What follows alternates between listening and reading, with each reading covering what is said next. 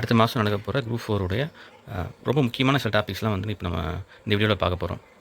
நமக்கு எக்ஸாம் ப்ரிப்ரேஷனுக்கு கடைசி ஒரு 10 நாள் கிட்ட இருக்குது. இந்த டைமில் முக்கியமான டாப்பிக்லாம் நம்ம ஏற்கனவே படித்து வச்சுருப்போம். அதை சரியாக ரிவிஷன் பண்ணாமல் நம்ம போயிடக்கூடாது. ஸோ இந்த வீடியோவை பொறுத்த வரைக்கும் இந்த குரூப் 4க்கு அதிகமாக ரிப்பிட்டேட்டிவாக கேட்கக்கூடிய சில டாபிக்ஸ்லாம் வந்து இந்த வீடியோவில் நம்ம இப்போ பார்க்க போகிறோம். ஸோ நான் இதை ஃபஸ்ட்டே ஒன்று சொல்லணும்னு நினைக்கிறேன். நம்ம எதை பொறுத்து வந்து குரூப் 4. ஸோ குரூப் 4ன்றது வந்து 10ஆம் வகுப்பு தரம். இந்த வார்த்தை ரொம்ப ரொம்ப முக்கியம். நீங்கள் 10th புக்கை அந்தளவுக்கு நல்லா படிக்கணும். அது நீங்கள் தமிழ் படித்தாலும் சரி, ஜிகே படித்தாலும் சரி. ஸோ 10th ஏன்னா சிலபஸ் அதெல்லாம் அதிகமாக கவர் ஆகுது. ஸோ 10th தமிழ் புக்கும் நல்லா படிச்சுட்டு போங்க. 10th சோஷியல் சயின்ஸ் புக்கும் நல்லா படிச்சுட்டு போங்க. இந்த ரெண்டுத்தையும் நீங்கள் ஒழுங்காக படிச்சிங்க அப்படின்னாலே சிலபஸ் பார்த்துட்டு தாராளமாக 10th தமிழ் புக்கில் வந்து நீங்கள் ஒரு 25 கேள்விக்கிட்ட எதிர்பார்க்கலாம். அதே மாதிரி தான் 10th சோஷியல் சயின்ஸ் புக்கு ஒழுங்காக படிச்சுட்டு போனீங்கன்னா கூட history, national movement, economics, constitution பெரும்பாலும் சிலபஸ் கவர் ஆகிருக்கும். 75 ஜிகே கொஷின்ஸில் குறைஞ்சபட்சம் 20லேருந்து 25 கொஷின் வரைக்கும் இந்த 10th சோஷியல் புக்லேருந்து வரும். சரிங்களா? ஸோ 10th புக்கை இந்த எக்ஸாமுக்கு முன்னாடி இருக்கக்கூடிய இந்த ஒரு 10 நாளில் நல்லா படிங்க. அது ரொம்ப ரொம்ப முக்கியம். அதுக்கப்புறம் கீழே நம்ம சொல்ல போகிற ஒவ்வொரு சிலபஸ்லேயும் முக்கியமான டாப்பிக்கு அது எங்கெங்கெல்லாம் படிக்கணும்னு சொல்லுவோம். அதெல்லாம் ஒழுங்காக பார்த்துட்டு ரிவிஷன் பண்ணிட்டு போங்க. அவசியமாக உங்களுக்கு வந்து யூஸ்ஃபுல்லாக இருக்கும். ஸோ குரூப் 4 பொறுத்த வரைக்கும் எல்லோரும் மேக்ஸிமம் இப்போது தமிழ் நிறைய ரிவிஷன் பண்ணுவீங்க. ஜிகே பார்ட்டில் எந்தெந்த பார்ட்லாம் ரொம்ப முக்கியம், இதெல்லாம் வந்து நம்ம திரும்ப பார்க்கணும் அப்படிங்கிறது மாதிரி தான் இந்த வீடியோவில் இப்போ நம்ம பார்க்க போகிறோம். ஃபஸ்ட்டு சயின்ஸில் அதிகமாக கேட்கக்கூடிய டாபிக்ஸ் நம்ம இதெல்லாம் வந்து மறக்காமல் நம்ம எடுத்து ஒரு தடவை படிச்சுட்டு போகணும் அப்படிங்கிறத பற்றி ஃபஸ்ட்டு பார்க்க போகிறோம். சயின்ஸ் பொறுத்த வரைக்கும் ஃபஸ்ட்டு ஃபிசிக்ஸில் இந்த லைட்டு அப்புறம் சவுண்டு இந்த ரெண்டும் வந்து ரொம்ப ரொம்ப முக்கியம். ஒரு 2-3 வருஷமாக குரூப் 4 எக்ஸாம் எழுதுறவங்களுக்கு தெரியும் இது எந்த அளவுக்கு வந்து ரிப்பீட்டேட்டிவாக கொஷின்ஸ் வந்து அதில் கேட்குறாங்க அப்படின்னு சொல்லிட்டு. ஸோ இந்த டாபிக்ஸ் வந்து 8th, 9th, 10th புக்கில் வரும். 8th புக்கில் லைட்டுன்ற டாபிக் பொறுத்த வரைக்கும் R=2F அப்படின்னு சொல்லிட்டு ஒரு ஃபார்மில் வச்சு ஒரு சம்மன் கொடுத்துருப்பாங்க. இந்த சம்மன் வந்து ஒரு 2 எக்ஸாமுக்கு ஒரு முறை வந்து கேட்குற மாதிரி தான் இருக்கும். ஓகேங்களா? 2019 கேட்டிருப்பாங்க, அப்புறம் 2017 கூட ஒரு தடவை கேட்டிருப்பாங்க.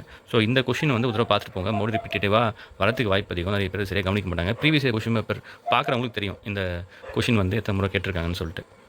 ஸோ இந்த ஃபார்மில் அவசியமாக பாருங்கள். அடுத்து கெமிஸ்ட்ரி பொறுத்த வரைக்கும் அமிலம், காரம், உப்பு இது வந்து ரொம்ப ரொம்ப முக்கியமான டாபிக். இது வந்து நிறைய தடவை கொஷின்ஸ் வந்திருக்கு. பெரும்பாலும் கொஷின்ஸ் வராமல் போனதே கிடையாது. அந்தளவுக்கு ரொம்ப முக்கியமான டாபிக். இது 8th-லேருந்து 10th வரைக்கும் தான் கவர் ஆகும். 2 லெசன் இருக்கும். லெசன் நேமே போட்டுருக்கும் அமிலம், காரம், உப்புக்கள் அப்படின்னு சொல்லிட்டு. ஸோ அந்த 2 லெசனையும் புக் பேக் கொஷின் நல்லா பார்த்துட்டு போங்க. பெரும்பாலும் புக் பேக் கொஷினோட வரதுக்கு வாய்ப்பு அதிகம். அடுத்து பயாலஜி பொறுத்த வரைக்கும் மனித நோய்கள் ரொம்ப ரொம்ப ரொம்ப முக்கியம். இது கன்ஃபார்மாக வரும் இந்த டாபிக் வந்து. சரிங்களா? இது வந்து 9th புக்கில் கவர் ஆகும். 10th புக்கில் கொஞ்சம் வரும். இந்த 2 லெசன் மட்டும் நல்லா பார்த்துட்டு போனாலே போதும். குறிப்பாக சயின்ஸ் எல்லாம் பொறுத்த வரைக்கும் நம்ம புக் பேக் கொஷின் நம்ம நிறைய பார்க்கணும்.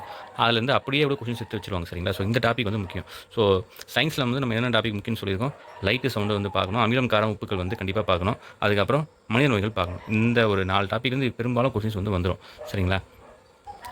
அதுக்கப்புறம் உரங்கள், பூச்சிக்கொல்லிகள் அப்படின்ற இந்த டாபிக் இதுவும் வந்து 9th சயின்ஸ் புக்கில் கவர் ஆகும். இந்த டாபிக் வந்து ரொம்ப ரொம்ப முக்கியம். இதுவும் வந்து ரெகுலராக படிக்கிற எல்லாருக்குமே தெரியும் எந்த அளவுக்கு வந்து கொஷின்ஸ் திரும்ப வரும்னு சொல்லிட்டு. சரிங்களா? ஸோ இந்த உரங்கள், பூச்சிக்கொல்லிகள் பார்க்கணும், அமிலம், காரம், உப்புகள் பார்க்கணும், லைட்டு, சவுண்டு பார்க்கணும், மனித நோய்கள் பார்க்கணும். ஸோ இந்த டாபிக்ஸ் எல்லாமே இந்த ஒரு 10 நாளுக்குள்ளே நம்ம கண்டிப்பாக திரும்ப எடுத்து படித்து நிறைய இதை ரிவிஷன் பண்ணிக்கணும். ஸோ இதுலேருந்து கொஷின்ஸ் நிறைய கேட்க வாய்ப்பு இருக்கின்றதுனால இதுலேருந்து நம்ம வந்து ஒரு காலமும் தப்பு பண்ணுறக்கூடாது. அடுத்து இந்த ஜாகிரஃபி பொறுத்த வரைக்கும் 10th ஜாகிரஃபி புக்கு ரொம்ப ரொம்ப முக்கியம். அதில் ஒரு 5 லெசன் இருக்கும். அந்த 5 லெசன் மட்டும் நல்லா படிச்சுட்டு போனீங்கனாலே ஒரு கேட்க போகிற ஒரு 8 கேள்வியில் குறைந்தபட்சம் ஒரு 6 கேள்வியாவது அந்த 5 லெசன்லேருந்தே வந்து கண்டிப்பாக வந்துடும்.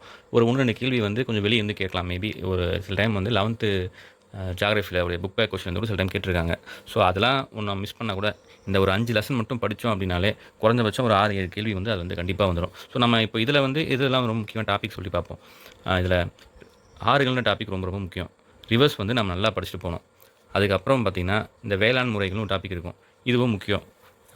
இந்த பொன்னம் அப்படின்னு சொல்லிட்டுலாம் கேட்டிருப்பாங்க. பார்த்திங்கன்னா பழைய கொஷின் பார்த்து தெரிஞ்சிருக்கோம். இந்த கேரளாவில் வந்து பொன்னம்ன்ற வேளாண் முறை வந்து பயன்படுத்தப்படுதுன்னு சொல்லி கொடுத்துருப்பாங்க. இது எல்லாமே 10th ஜாகிரஃபி புக்கில் தான் இருக்கும். சரிங்களா? அப்புறம் வன உயிரினங்கள் இது ரொம்ப முக்கியம். அப்புறம் போக்குவரத்து, தகவல் தொடர்பு இதை பொறுத்த வரைக்கும் இந்த போக்குவரத்து ரொம்ப ரொம்ப முக்கியம். இந்த ரயில்வே மண்டலங்கள் பார்த்திங்கன்னா கேள்விகள் வந்து நிறைய தடவை கேட்டிருக்காங்க. உங்களுக்கு அந்த மொத்தமாக பார்த்திங்கன்னா ஒரு 18 மண்டலங்கள் இருக்கும். அது உங்களுக்கு யாருக்காவது தெரியாமல் இருந்துச்சுன்னா நம்ம ஏற்கனவே இந்த வீடியோ போட்டிருக்கோம். அதோட லிங்க் வந்து டிஸ்கிரிப்ஷனில் கொடுக்குறேன். அது எப்படி ஞாபகம் வச்சுக்கலாம்னு சொல்லி ஷார்ட்கட் மாதிரி இருக்கும். ஸோ நீங்கள் அதை பார்த்து நீங்கள் அதை தெரிஞ்சுக்கலாம். அடுத்தது இந்தியாவின் மக்கள் தொகை அடர்த்தி மற்றும் பரவல். இது வந்து எக்கனாமிக்ஸ்லையும் கொஞ்சம் கவர் ஆகும். 11th எக்கனாமிக்ஸில் இந்தியாவின் பொருளாதாரம் சொல்லி ஒரு 7 லெசன் இருக்கும். அதில் பார்த்திங்கன்னா சென்செக்ஸ் பற்றி டீட்டெயிலாக கொடுத்துருப்பாங்க. 1951, 61 மக்கள் தொகை வெடிப்பு ஆண்டு எது, சிறுபிளவு ஆண்டு எது அப்படின்றதுலாம் வந்து நிறைய முறை கொஷின்ஸில் வந்துருக்கு. அது நம்ம 11th எக்கனாமிக்ஸ் புக்கில் தான் இருக்குது. அதில் வந்து 7th லெசனில் கவர் ஆகும். சரிங்களா? ஸோ இந்த ஜியாகிரஃபி பொறுத்த வரைக்கும் ரொம்ப ரொம்ப முக்கியமாக வந்து பார்த்தா ஆறுகள் ரொம்ப ரொம்ப முக்கியம். காடு, வன உயிரினங்கள், வேளாண்முறைகள் இந்த ஏரியா முக்கியம். அப்புறம் போக்குவரத்து ரொம்ப ரொம்ப முக்கியம். அப்புறம் மக்கள் தொகை முக்கியம். சரிங்களா? அடுத்தது வரலாறு. இதை பொறுத்த வரைக்கும் மொத்தமே ஒரு 6 லெசன் தான் இருக்கும். சிந்து சமவெளி நாகரிகம்னு சொல்லி 6th ஒரு லெசன் இருக்கும். குப்தர்கள், டெல்லி சுல்தான்கள், முகலாயர்கள், மராத்தியர்கள், தென்னிந்திய வரலாறு. மொத்தமாக பார்த்தா 1, 2, 3, 4, 5, 6 லெசன் வரும். இந்த 6 லெசன் நீங்கள் நல்லா படிச்சிட்டிங்க அப்படின்னாலே போதும். 11th ஹிஸ்ட்ரி வரைக்கும் நீங்கள் போகணுங்கிற அவசியம் கூட இல்லை. இந்த 6 லெசனும் படிக்காதவங்க குறைந்தபட்சம் வந்து சிந்து சமவெளி நாகரிகமோ, முகலாயர்கள் மற்றும் மராத்தியர்கள் வரைக்குமாவது வந்து பார்த்துக்கோங்க. தென்னிந்திய வரலாறு பாருங்கள். இந்த ஒரு 3 லெசன் மட்டுமாவது கொஞ்சம் நல்லா பார்த்துட்டு போங்க. பெரும்பாலும் தென்னிந்திய வரலாறு வந்து கொஷின்ஸ் நிறைய முறை 2, 3 கொஷின் கூட வந்திருக்கு. இந்த சேர சோழ பாண்டியர்கள் பற்றி இருக்கும். சரிங்களா? ஸோ அந்த லெசன் நல்லா பார்த்துக்கோங்க. சிந்து சமவெளி நாகரிகம் பார்த்துக்கோங்க.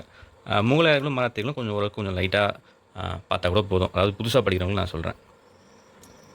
மற்ற எல்லாரும் இந்த 6 லெசன் நல்லா பார்த்துட்டு போங்க. அடுத்து பாலிட்டி, இந்திய ஆட்சிகள், அரசியலமைப்பு. இதில் ரொம்ப ரொம்ப முக்கியமானது நம்ம தெரிஞ்சுக்க வேண்டியது ஜியாகிரஃபி மாதிரியே 10th சோஷியல் சயின்ஸ் புக்கு ரொம்ப ரொம்ப முக்கியம். அதில் வந்து பாலிட்டி, இந்திய அரசியலமைப்புன்னு சொல்லிட்டு ஒரு 3 லெசன் தான் இருக்கும். இந்த 3 லெசன் நீங்கள் படிச்சிட்டிங்க அப்படின்னாலே இந்த ஒட்டுமொத்த கான்ஸ்டியூஷன் சிலபஸில் குறைஞ்சபட்சமாக வந்து ஒரு 75% வரைக்கும் நீங்கள் முடிச்சிட்டிங்கன்னா 10th சோஷியல் சயின்ஸ் புக்கில் இருக்கக்கூடிய அந்த 3 லெசனையும் மறக்காமல் நல்லா ரிவிஷன் பண்ணிட்டு போங்க. இது ரொம்ப ரொம்ப முக்கியமான ஏரியா. சரிங்களா? சப்போஸ் அந்த 3 சரியாக படிக்காதவங்க இப்போ நான் கான்ஸ்டியூஷன் முக்கியமான டாபிக் பார்க்கணும் அப்படின்னு கேட்டிங்கன்னா குடியுரிமை அடிப்படை உரிமைகள், அடிப்படை கடமைகள் இந்த டாபிக் இருக்கு இல்லைங்களா? இது வந்து ஃபஸ்ட் லெசன்லேயே வரும் அந்த 10th சோஷியல் சயின்ஸில். அரசு நீதிமை கோட்பாடுகள் இந்த டாபிக் வந்து நல்லா பார்த்துக்கோங்க. இது நிறைய தடவை கொஸ்டின்ஸ் வந்து கேட்பாங்க. அதுக்கப்புறம் உள்ளாட்சி அமைப்புகள், பஞ்சாயத்து ராஜ் இதுலேருந்து கேள்விகள் நிறைய வரும். அப்புறம் நீதி அமைப்புகள், இந்த ஹைகோர்ட்டு, சுப்ரீம் கோர்ட் பற்றி இதெல்லாம் வந்து 3வது லெசனில் வரும் அந்த 10th ஸ்டூடெண்ட்ஸ் புக்கில். அது நல்லா பார்த்துக்கோங்க. இது வரைக்கும் பார்த்தீங்கன்னா ஓரளவுக்கு கவர் பண்ணிடலாம். அப்புறம் எப்பவும் போல காலங்காலமாக வந்து இந்த நுகர்வோர் பாதுகாப்பு அமைப்பு பற்றி கேள்வி கேட்பாங்க. தகவல் அறிவு மிஸ்ரத்தை பற்றி கேள்வி கேட்பாங்க.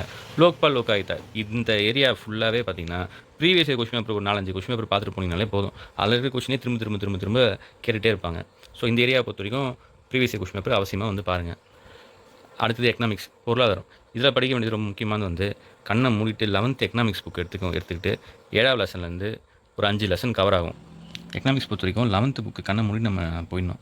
11th எக்கனாமிக்ஸில் 7வது லெசனில் இருந்து கடைசியாக புள்ளின்னு சொல்லிட்டு ஒரு லெசன் இருக்கும். அந்த லெசன் மூணு இருக்கும், கிட்டத்தட்ட ஒரு 5 லெசன் இருக்கும். இந்த 5 லெசனுமே பார்த்தீங்கன்னா எக்கனாமிக்ஸ் இருக்கக்கூடிய ஒரு 90% சிலபஸ் வந்து அதை கவர் பண்ணிடும். ஸோ இந்த ஏரியா வந்து நல்லா அவசியமாக பார்த்துட்டு போங்க அந்த ஒரு 5 லெசனை.